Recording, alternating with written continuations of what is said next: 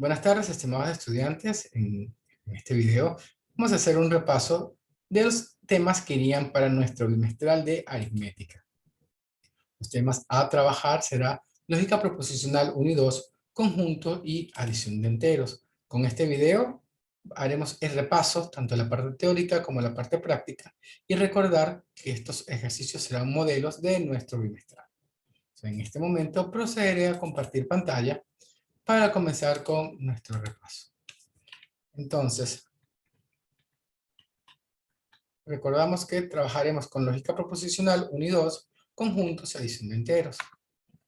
Comenzamos con lógica. Recordar que la lógica proposicional se basa en las proposiciones. Y una proposición es una oración que se caracteriza por tener la propiedad de ser verdadera o falsa, pero no ambas a la vez. ¿Verdad o falso? Ejemplos. Cristóbal Colón descubrió América. Podemos indicar que es verdadera. Lima fue fundada en 1780. Es falsa. ¿Y quién tocó la puerta? Vemos que es una pregunta, tiene signos de interrogación. Y allí recordamos que toda pregunta, toda oración que esté dentro del signo de exclamación, orden o un enunciado no son considerados proposiciones. Para ser proposición debe ser una oración que tenga sujeto, verbo y predicado. Esta puede ser verdadera o puede ser falsa.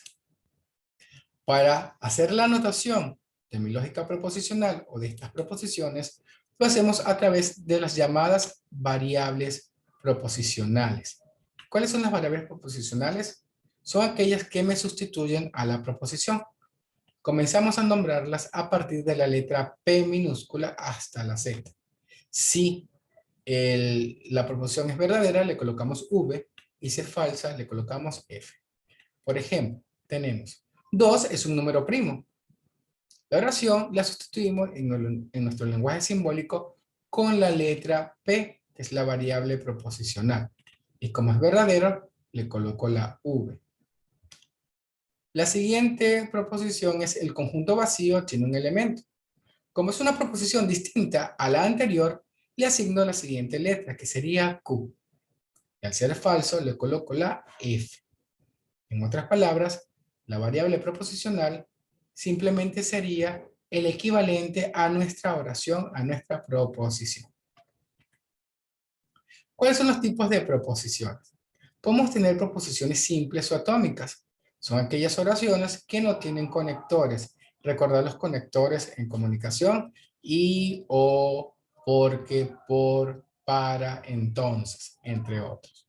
Si no tiene conectivos lógicos ni el adverbio de negación, que es el no, decimos que son simples o atómicas. Como por ejemplo, 2020 es un año bisiesto o que 2 es un número divisible entre 3. En ninguna de las dos encontramos un conector. Pero sí, ¿qué pasa si encontramos un conector? Estaremos enlazando dos oraciones, dos o más. Por lo tanto, se llaman proposiciones compuestas o moleculares. Son aquellas formadas por dos o más oraciones y unidas a través de los conectores lógicos. Okay, veamos algunos ejemplos. Dice el siguiente: Machu Picchu se ubica en Cusco y fue construida por los incas. Podemos observar que tenemos el conector y que me une dos oraciones. Machu Picchu se ubica en Cusco y la segunda oración es que fue construido por los incas. Por eso lo llamamos compuesta o molecular, porque me une dos oraciones. Vemos un ejemplo más. Dice, si 6 es par, entonces divisible entre 2. Tengo el conector entonces. Tengo dos oraciones. 6 es par y es divisible entre 2. Siempre que al observar una oración tenga o me encuentre con cualquier conector, digo que es compuesta o molecular. Los conectivos lógicos. Los conectivos lógicos son aquellos símbolos que reemplazan a los conectores lógicos gramaticales, como les expliqué anteriormente, el y, el o, por, para, y el adverbio de negación. Y los más usados son los que podemos ver en la siguiente tabla. Si nos encontramos con el no es cierto que o el adverbio no, decimos que es una negación. Si nos encontramos con el conector y, es una conjunción. Si nos encontramos con el conector o, es una disyunción. Si una frase o una oración comienza con el sí y luego le sigue un entonces, es una condicional, es una condición. Y si vemos que entre el medio de dos oraciones, quien lo conecta es el sí y solo sí, estamos hablando de un bicondicional. Pero veámoslo de manera un poco más detallada. La negación. La negación nos cambia el sentido de verdad de la proposición. Es decir, que si era falsa, será verdadera, y si es verdadera, será falsa. El símbolo de la negación es la virgulilla. Por lo tanto, 2 es un número. Le colocamos la letra P, porque es la primera proposición. Si lo queremos negar, le añadimos el adverbio no. 2 no es un número. Y le colocamos el símbolo del lado izquierdo. Por lo tanto, si la primera es verdadera, la segunda será falsa. El siguiente conectivo es la conjunción. Es una V al revés. ¿Y de qué trata la conjunción? La conjunción nos indica que va a unir dos oraciones que deben ser verdaderas.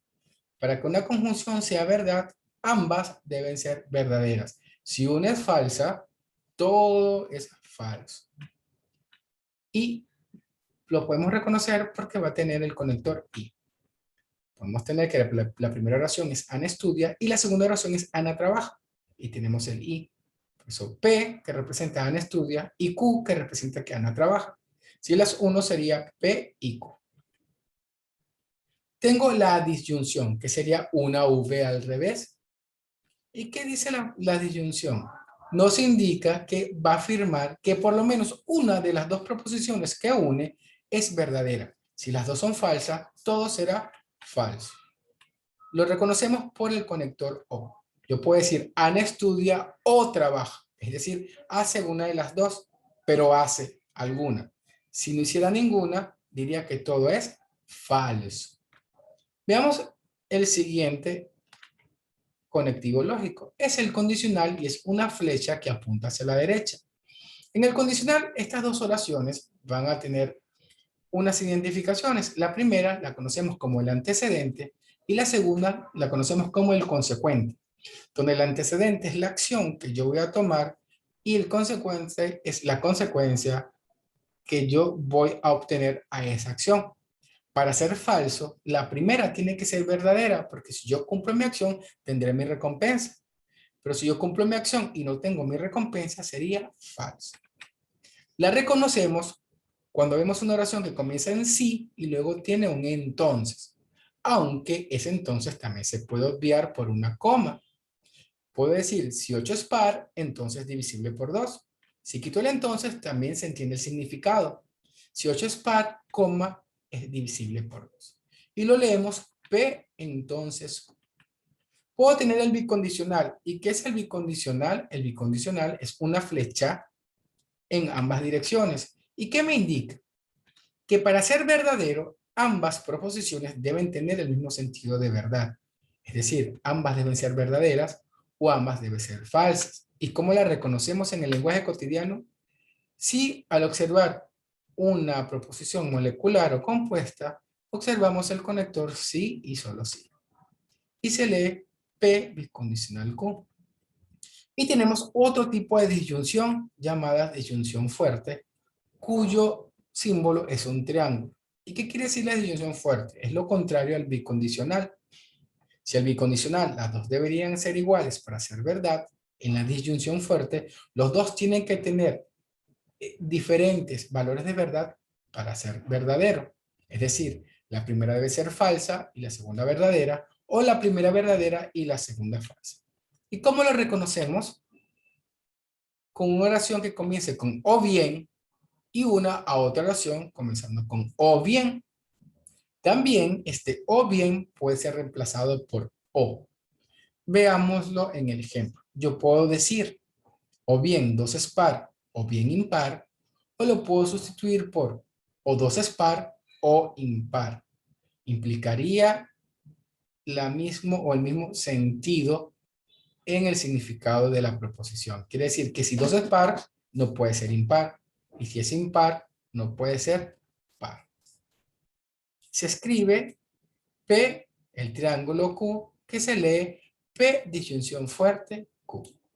Veamos un resumen de todos los conectivos lógicos.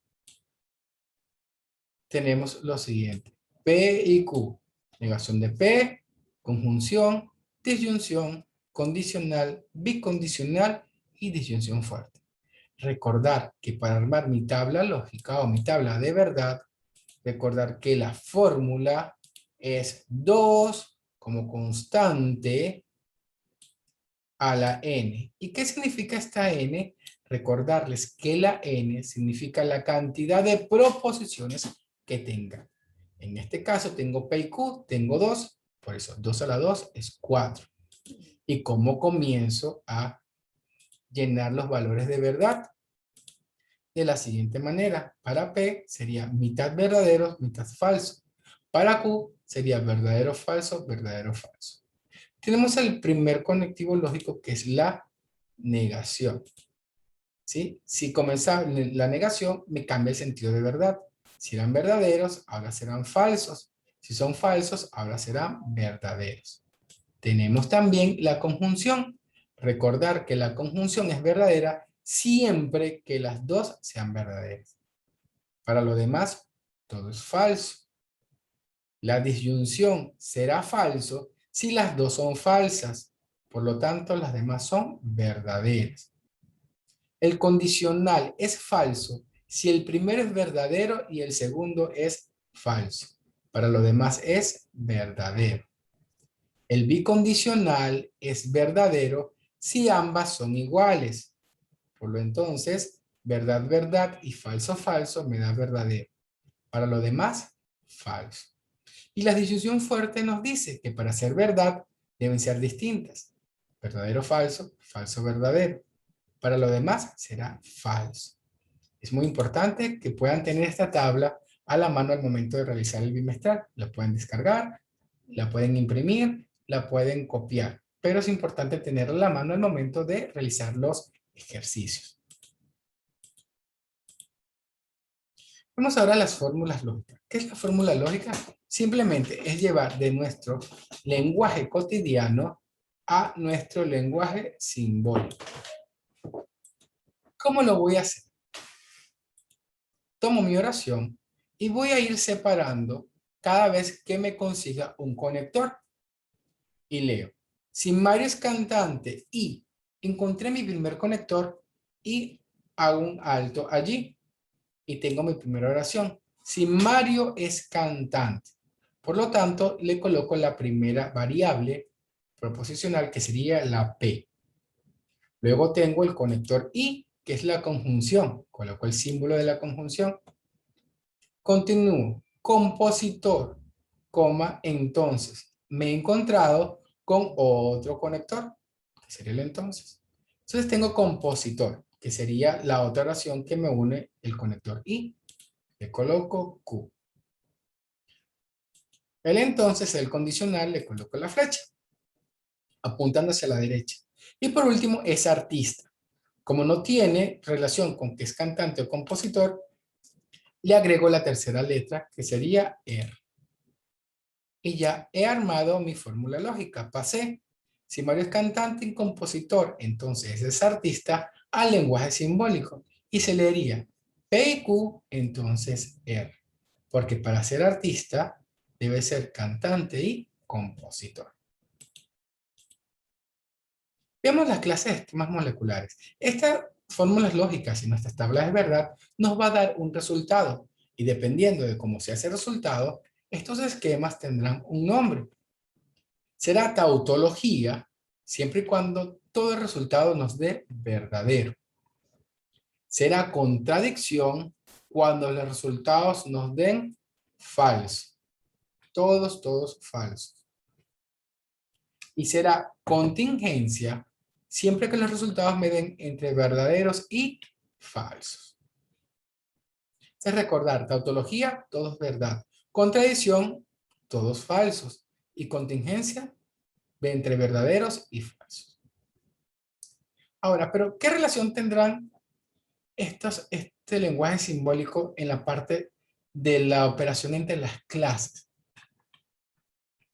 Recordar que toda proposición tiene cuantificadores.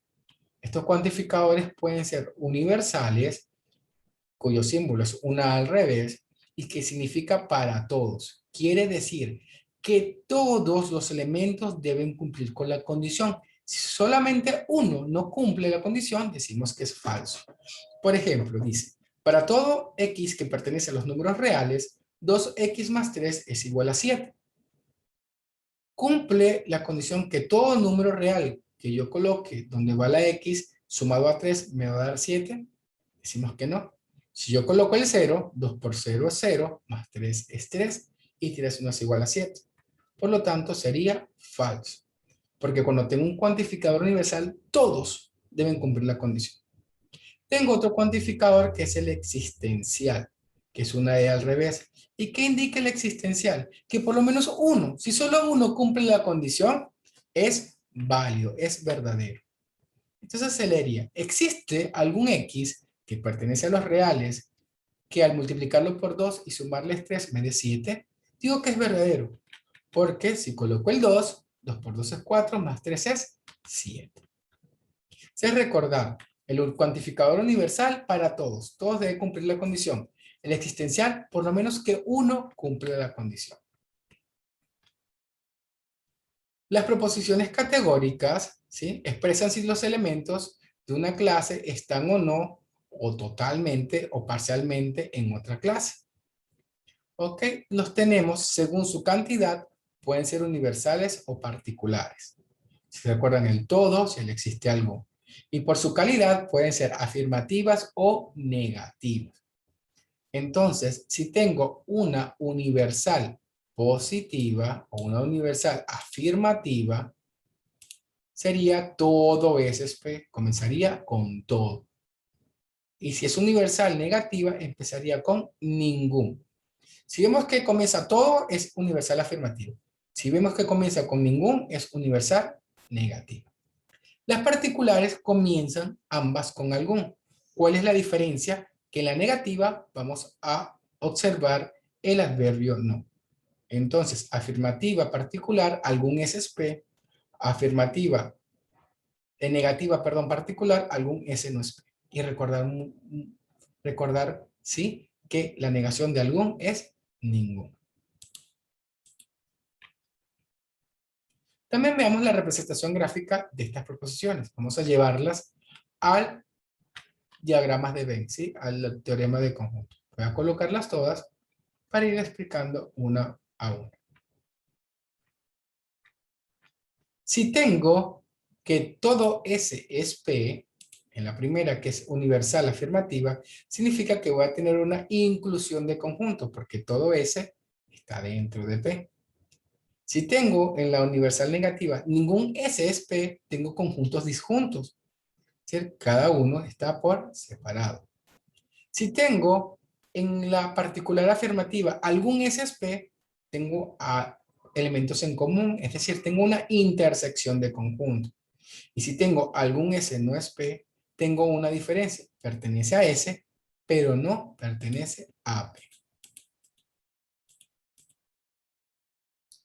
Los silogismos categóricos, ¿sí?, es un razonamiento que consta de 3 proposiciones categóricas. Las 2 primeras son premisas y la tercera es la conclusión. ¿Sí? Es cuando nos dan 2 proposiciones y hallamos o determinamos la conclusión. Por ejemplo, nos dice, todo veraz es honesto. Y algunos políticos son veraces. Lo puedo hacer de la siguiente manera.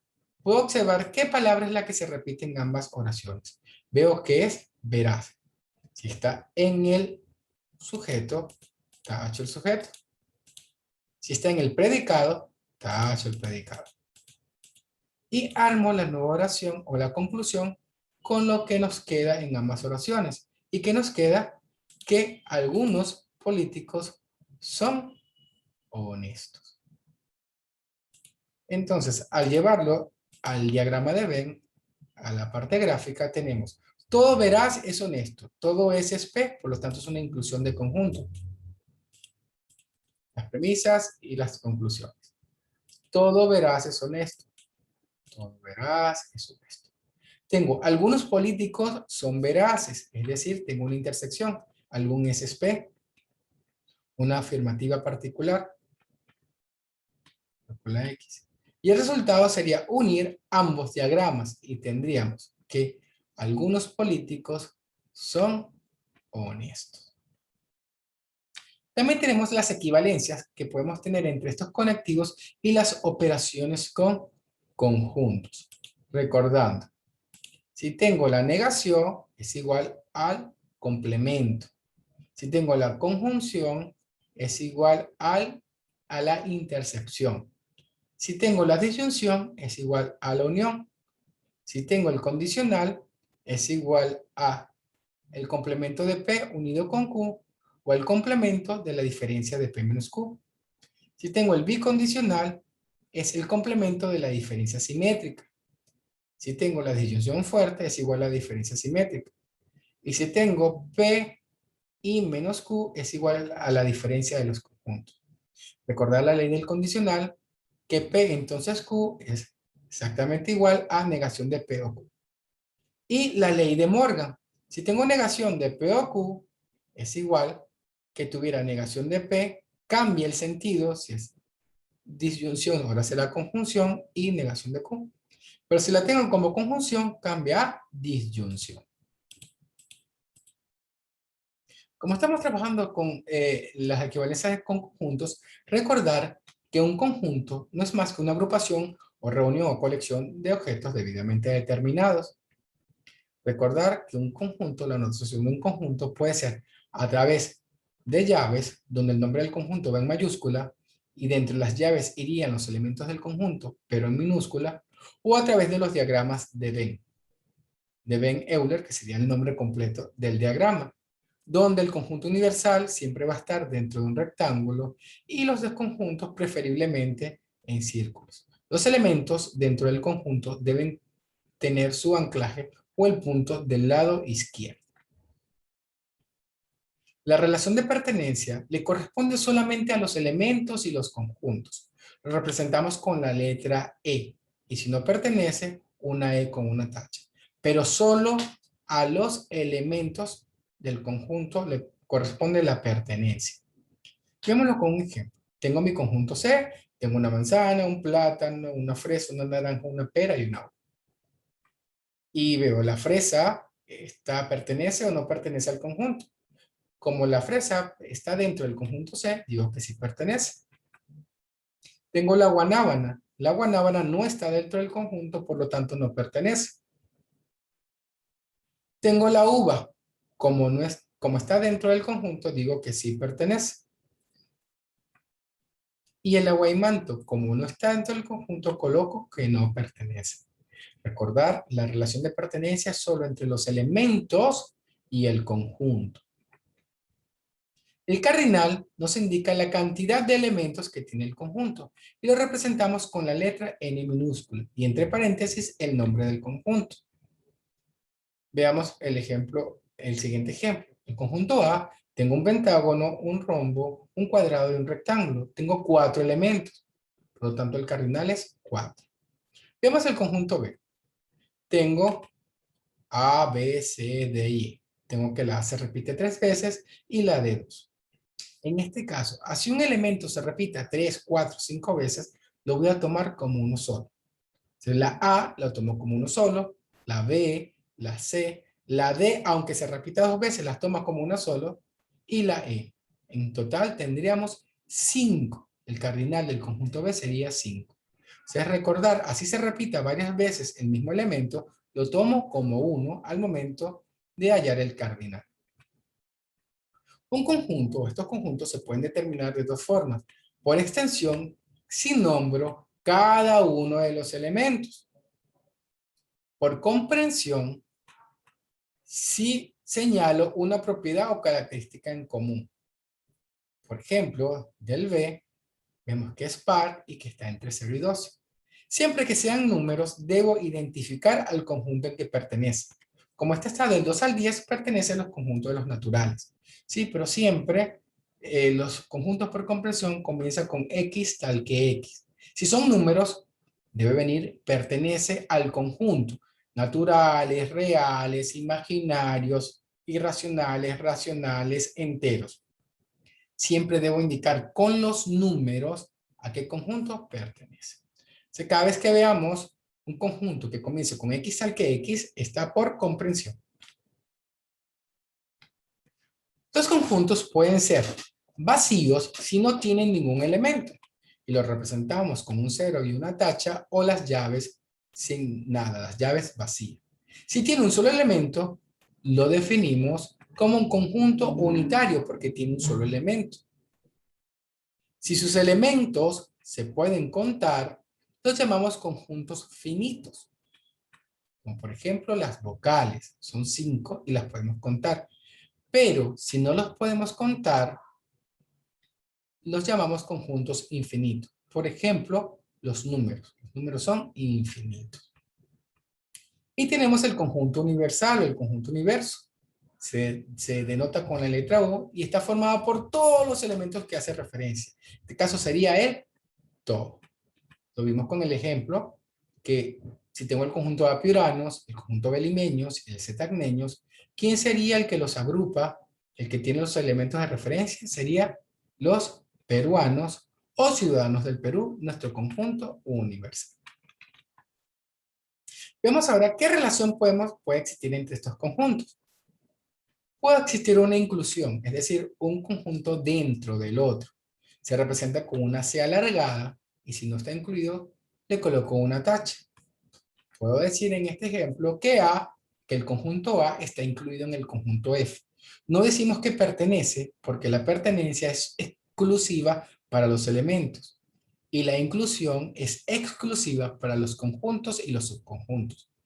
Yo puedo decir que el conjunto A está incluido en el F, pero puedo decir que el plátano está o pertenece al conjunto A. El plátano pertenece al conjunto A, pero el conjunto A está incluido en el conjunto F. Recordad, pertenencia solo para los elementos, inclusión solo para conjuntos y subconjuntos. Tenemos igualdad de conjuntos. ¿Y cuándo tenemos igualdad de conjuntos? Cuando estos tienen los mismos elementos. Su símbolo es el igual. Y si no tienen los mismos elementos, los llamamos conjuntos disjuntos. Y es el igual con una tacha. Tenemos también el conjunto potencia. ¿Y qué es el conjunto potencia? Simplemente los subconjuntos que tiene un conjunto. Podemos hallarlo de la siguiente manera. Si nos dan el conjunto 2, 4, podemos hallarlo de la siguiente manera. Si elimino el 2 y el 4, me queda la nada.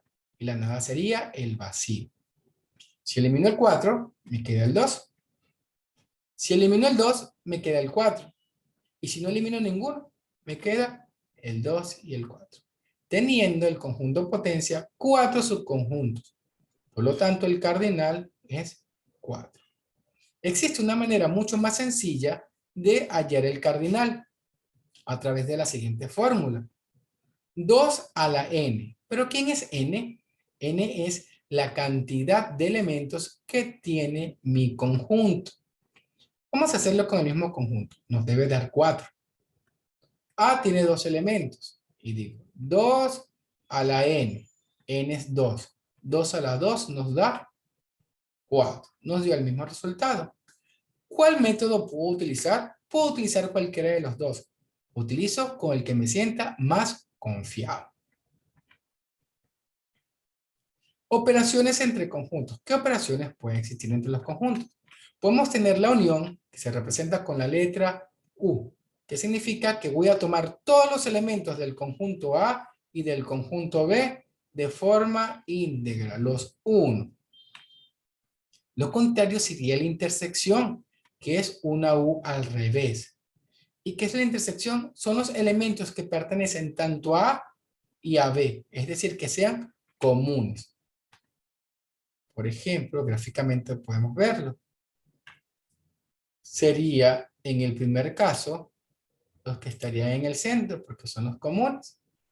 Si son conjuntos disjuntos, si yo intersecto, el resultado será siempre el vacío. Y si tengo un conjunto incluido en otro, el que está incluido pasa a ser la intersección. Otra operación que podemos encontrar en conjunto es la diferencia. Si tengo A menos B, Quiere decir que voy a tomar todos los elementos de A, pero no los de B. Todo lo que contiene A, pero no B. Y si tengo B menos A, sería todo lo que tiene A, perdón, todo lo que tiene B, pero no lo que tiene A. Entonces debo estar pendiente siempre del primero. Es todo lo que tiene el primero, pero no el segundo. Tengo otro tipo de diferencia llamada diferencia simétrica, cuyo símbolo es un triángulo. ¿Y qué quiere decir? Tomo la unión, más no la intersección. O sea, pinto la unión, pero no la intersección. Y por último tenemos el complemento de un conjunto. Es la única operación que se realiza entre el conjunto y el conjunto universo. ¿Qué quiere decir el complemento? Es lo que le falta al conjunto para hacer el conjunto universo. Se escribe con una A, con una coma, se lee A', o la coma se puede sustituir con una C y se leería A complemento o complemento de A. Quiere decir, el conjunto universo menos el conjunto A. Vemos el conjunto universo en el rectángulo y el conjunto A en el círculo. ¿Qué le falta a ese conjunto A para hacer el conjunto universo? Todo lo pintado en verde. Por lo tanto, ese sería mi complemento de A. También podemos utilizar, además de los conjuntos, el diagrama de Venn, el diagrama de Carro. El diagrama de Carro lo utilizamos, este esquema lo vamos a utilizar cuando vayamos a distribuir números cuyas características de quienes poseen estos números son excluyentes o son antónimos. Por ejemplo, si son ateos o creyentes, si son hombres o son mujeres, si son altos y son bajos, si son de Lima o si son de provincia, si son de América o si son de Europa.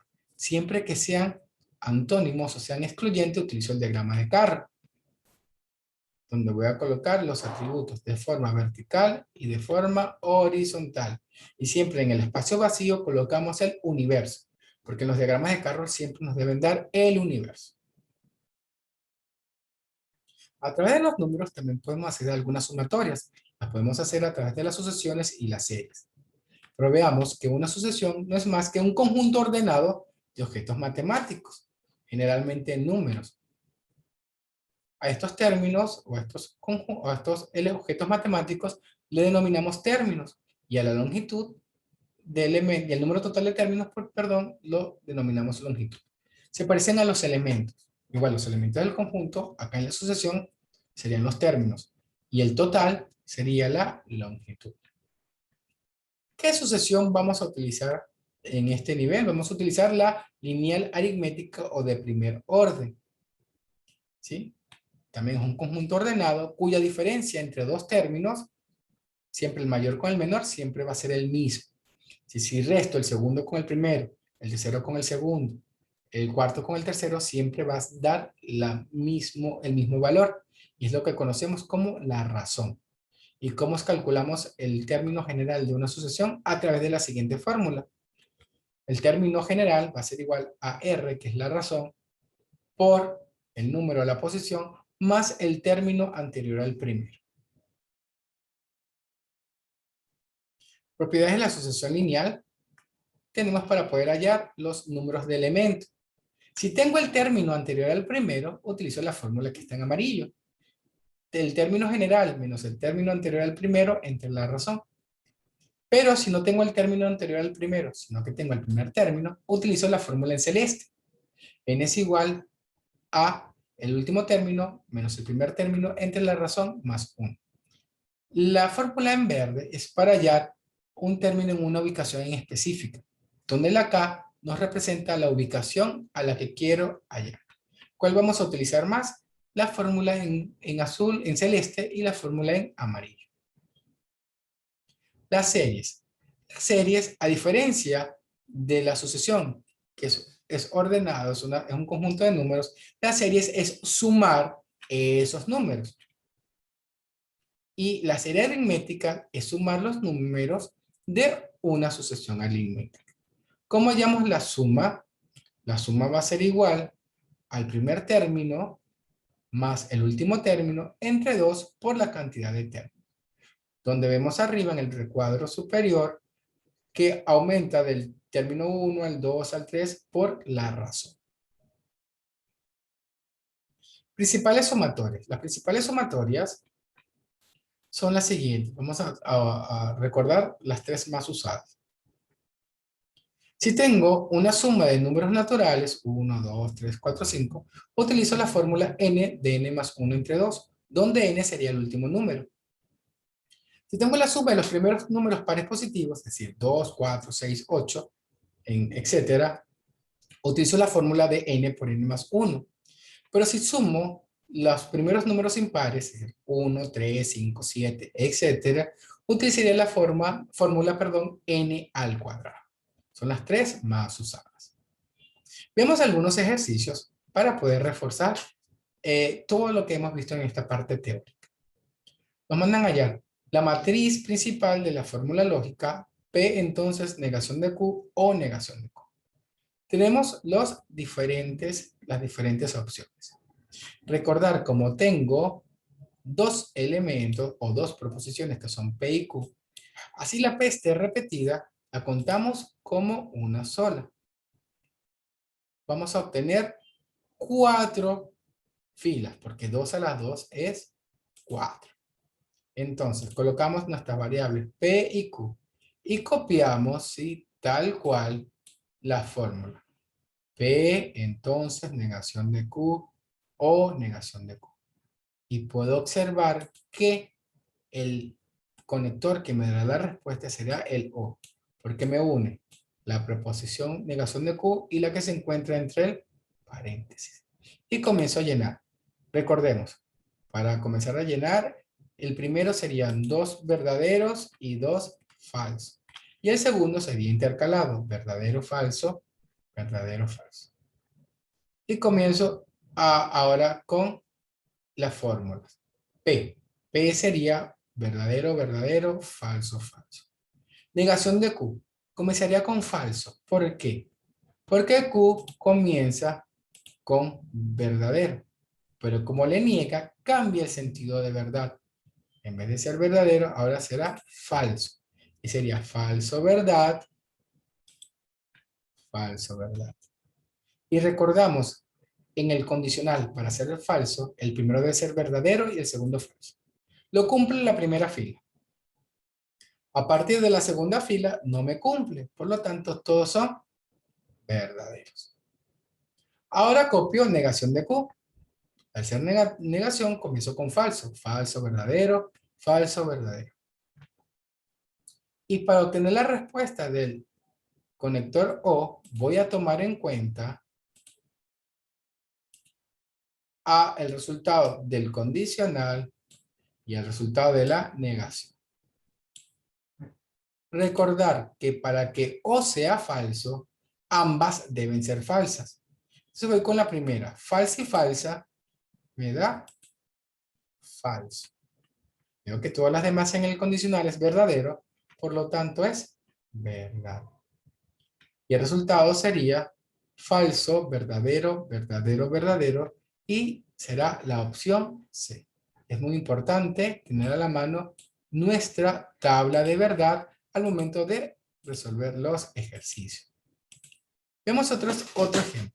Otro ejercicio dice, marca la alternativa que representa la región sombreada. Veo lo que tengo sombreado es el externo del conjunto universal y la intersección. Y si vemos lo que no está sombreado es la diferencia simétrica. Por lo tanto, es el complemento de la diferencia simétrica. Veamos otro ejemplo. Dice, de la siguiente progresión aritmética cuadrática, 4, 9, 18, 31 y 48, halla el 25º término. Si voy a hallar el término 25.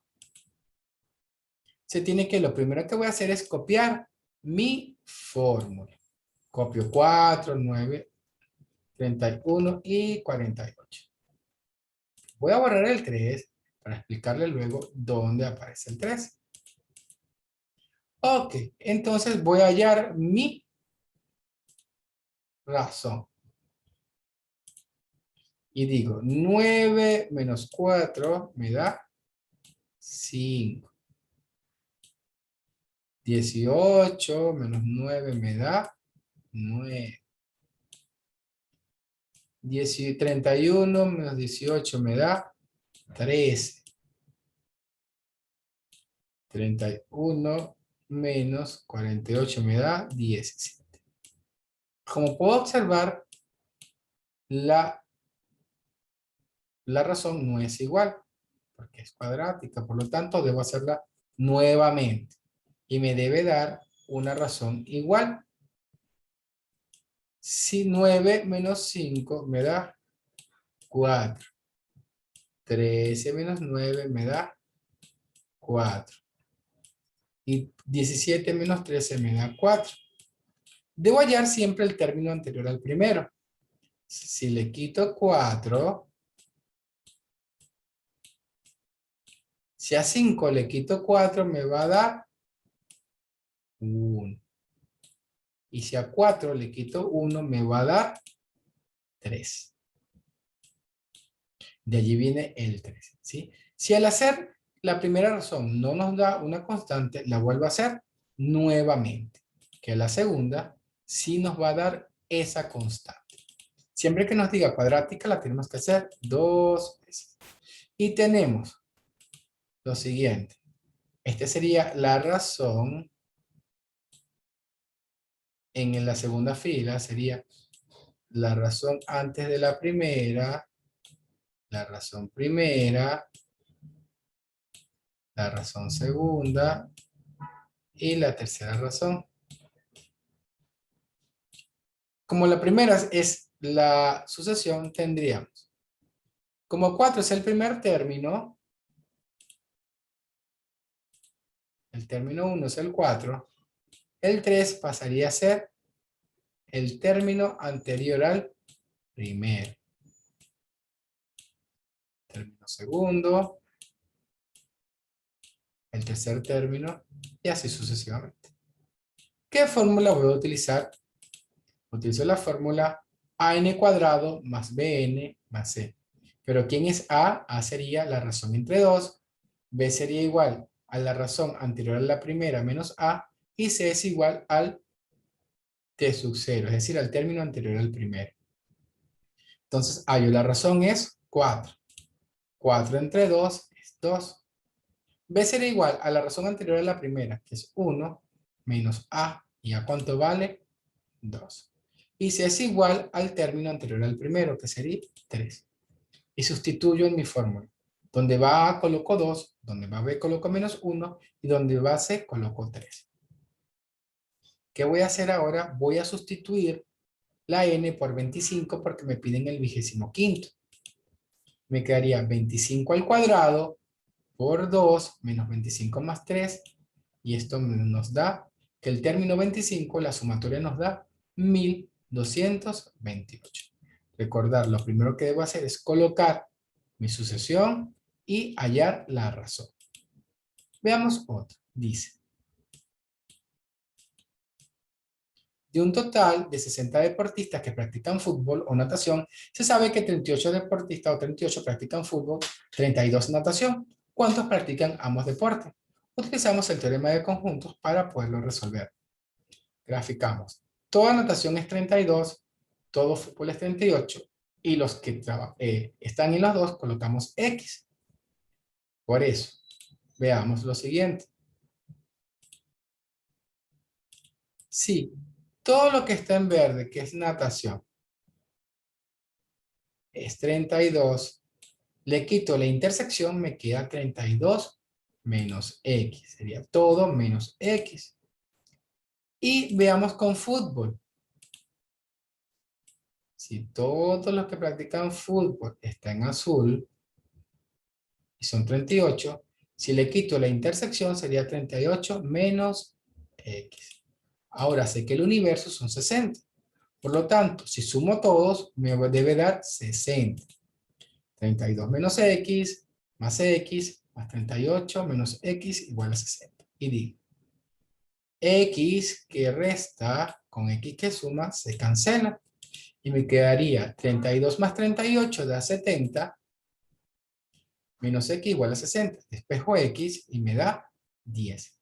Por lo tanto, solo 10 deportistas practican tanto fútbol como natación. Veamos otro ejemplo.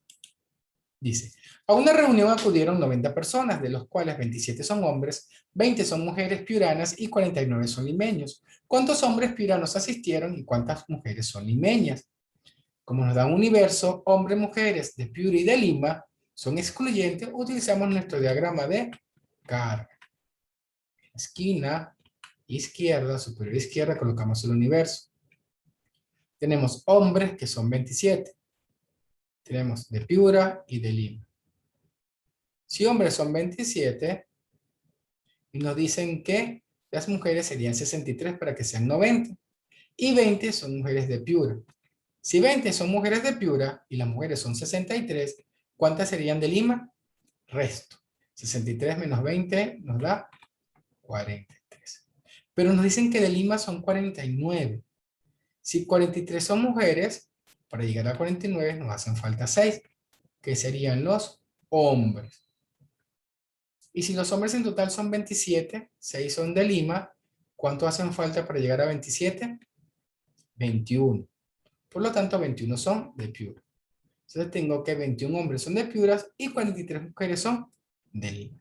Siempre que tengamos un universo, hombres, mujeres, de provincia, de ciudad, que usan algo o no usan, siempre voy a utilizar mi diagrama de carro. Veamos la siguiente. Dice, si M es igual a 2, 3, 6, es el conjunto M, ¿cuál es el valor de verdad de las siguientes proposiciones? Tengo 2 pertenece a M o 3 no pertenece a M, 4 pertenece a M, disyunción fuerte, 6 pertenece a M, 6 no pertenece a M, entonces 3 pertenece a M. Veamos el conjunto y vamos a trabajar una por una. 2 pertenece al conjunto, es verdadero. 3 no pertenece al conjunto, es falso. Tengo la disyunción. Me voy a mi tabla, a donde está la disyunción, en el O. Y tengo que la primera es verdadera, pero la segunda es falsa. Voy a punto y el resultado será verdadero. Si la primera nos da verdadero. Veamos la segunda. Nos dice 4 pertenece a M, disyunción fuerte, 6 pertenece a M. 4 pertenece a M es falso. 6 pertenece a M es verdadero. Voy a mi tabla, donde está la disyunción fuerte, el último recuadro. Y tengo la primera falsa y la segunda verdadera. Falsa, verdadera. Voy a mi recuadro, nos indica que es verdadero. Por lo tanto, digo que es verdad. Voy con la última. 6 no pertenece a M, entonces 3 pertenece a M. 6 no pertenece a M es falso. Y 3 pertenece a M es verdadero. Por lo tanto, voy nuevamente a mi tabla del condicional. La primera es falsa y la segunda es verdadera. Primera falsa, segunda es verdadera. Y apunto. Por lo tanto, es verdadero. Coloco la V de verdadero. Entonces, el resultado es que las tres son verdaderas y sería la opción A. Las tres verdaderas. Veamos otro ejemplo.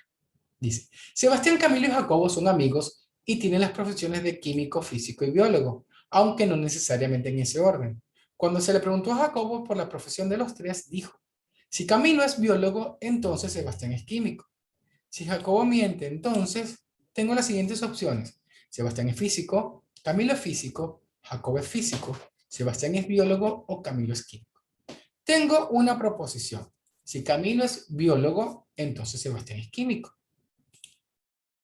La tomo y la llevo al lenguaje simbólico. Si Camilo es biólogo, sería P.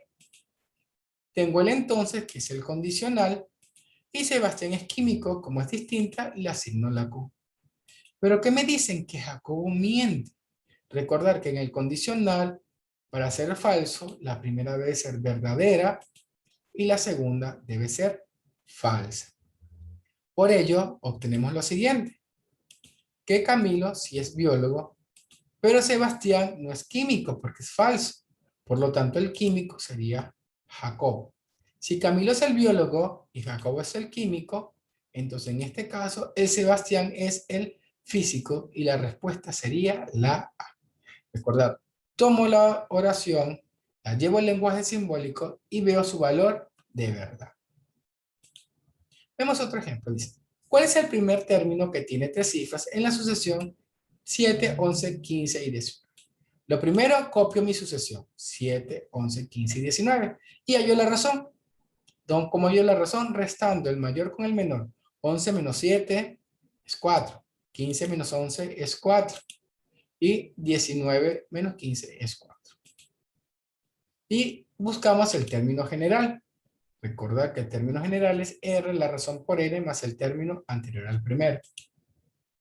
Hallamos el término anterior al primero, ¿cómo le hallamos? Restándole la razón al primer término. 7 menos 4 es 3. Ahora lo sustituimos en la fórmula, la razón que es 4n más 3. Nos piden hallar que tenga 3 cifras, ¿sí? Para tener 3 cifras, ¿sí? Debe ser mayor o igual a 100.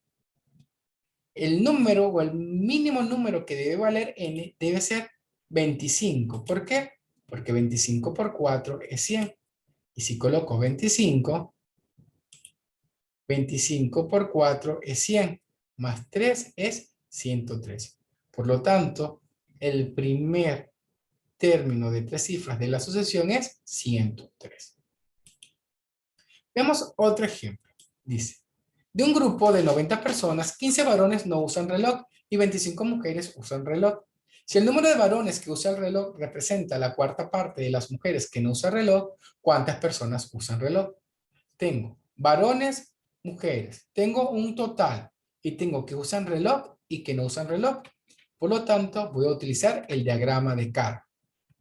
Coloco mi universo 90. Tengo varones, tengo mujeres que usan reloj y que no usan reloj. Tengo 15 varones no usan reloj. Coloco el 15. 25 mujeres usan reloj. Coloco el 25. Y me dicen, si el número de varones que usa reloj representa la cuarta parte de las mujeres que no usan. Si los varones le colocamos X, las mujeres serían 4X, porque X debe ser la cuarta parte. Si sumo todo, me debe dar 90. X más 15 más 25 más 4X igual a 90. Esto es 5X más 40 igual a 90. Por lo tanto, si despejo X, nos da 10. Entonces, el valor de X será 10. Está X, coloco 10. Y 4 por 10 nos daría 40. Ahora, me piden la cantidad que usa el reloj. Serían 10 de los varones y 25 de las mujeres. Por lo tanto, en total son 35 los que usan el reloj. Igual que en ejercicios anteriores, si tengo un universo, hombres, mujeres, usan y no usan, de frente voy a utilizar el diagrama de Carr. Veamos otro. Dice, algunos limeños son profesionales. La negación es recordar que la negación de algunos siempre va a ser ningún. Y por lo tanto es la respuesta. Siempre que veamos el algún y nos digan cuál es su negación, vamos a decir que es ningún. Veamos otro ejercicio. Dice, si los conjuntos A, 1, 2, 3, 5, 7, 8, el B, 3, 4, 5, 6, 7, 8, 9, el C, 2, 3, 4, 5, 6, 7, 8, 9 y 10, determine la intersección de A y B unido con la intersección de B y C. Además, indicar el número de elementos. Si recordamos, si tenemos la intersección, son los comunes. ¿Quiénes son los que se repiten entre A y B? Vemos que el 3 se repite, el 5 se repite, el 7 y el 8. Por lo tanto, A intersectado B sería 3, 5, 7 y 8. Ahora hallamos B intersectado C. Los comunes de B y C. B3, 4, 5, 6, 7, 8 y 9. El 3 al 9 sería B intersectado C. Entonces, la intersección de B y C sería del 3, 4, 5, 6, 7, 8 y 9. Pero nos mandan a hallar la unión. La unión debe ser los conjuntos, es decir, tomar la intersección y la de A y B y de B y C y colocarlos en uno solo. Veo que se repite el 3, el 5, el 7 y el 8. Así se repitan el 3, el 5, el 7 y el 8. Si así se repitan, los coloco como uno solo. Por lo tanto, quedaría 3, 4, 5, 6, 7, 8 y 9. Nos mandan a hallar el número de elementos. Como nos mandan a hallar el número de elementos, contamos 1, 2, 3, 4, 5, 6 y 7. Por lo tanto, esta unión de la intersección de A y B y de B y C tiene 7 elementos. Es recordar, intersección, lo que es lo común, lo que se repite. Unión, tomarlos a todos. Entonces terminamos con la siguiente frase. La paciencia, la perseverancia y el sudor hacen una combinación invencible para llegar al éxito. Lo dijo Napoleón Hill. Recordar tener siempre paciencia, tenernos paciencia, ser perseverante, ser constante, ¿sí? A pesar de tener días malos, no preocuparnos porque el día siguiente es uno nuevo y podemos comenzar. Y el sudor, lo que nos cuesta, siempre lo apreciamos mucho más. Teniendo esta combinación, podemos llegar al éxito. De esta forma hemos terminado con este repaso. ¿Sí? Nos vemos en la próxima clase y espero sea de la mayor utilidad para su examen bimestral. Que tengan una feliz tarde.